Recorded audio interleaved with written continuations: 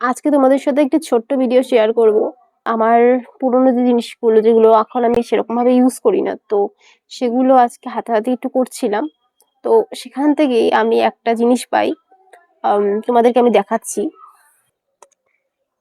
তো এটা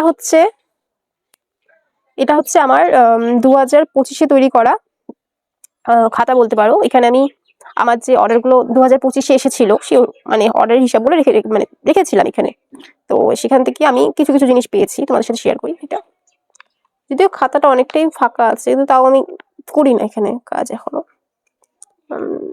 এই যে এটা দেখো, এটা আমি 5 কি 6 মাস হবে, মানে দুর্গাপূজার সময় বানিয়েছিলাম। এটা পুরোটা পদ্ম পাতার উপর তৈরি। দেখতে পাচ্ছ, এটা কিন্তু পুরোটা পদ্ম পাতার উপর আমি পেন দিয়ে এঁকে এটাকে করেছি, মানে মা দুর্গাকে তৈরি করেছিলাম।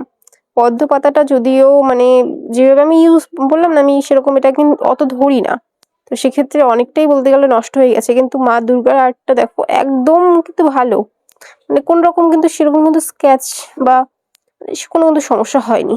যাই হোক, এটা একটা থাকলো। আর একটা তোমাদের সাথে শেয়ার করি। এটা এই যে এই যে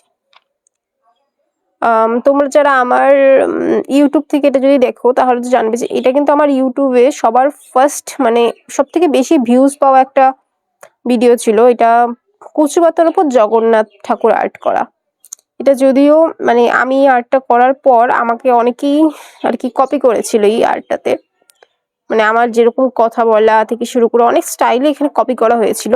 তো সেক্ষেত্রে আমি মানে বলি নাই কিছু, কিন্তু এই জিনিসটা আমি আজকে দেখে খুবই আমার অবাক লাগলো যে এটা এখনো ভালো আছে। আর এটাতে কিন্তু সেরকম সমস্যাও হয়নি, মানে পুরোপুরি ভালো এটা। তো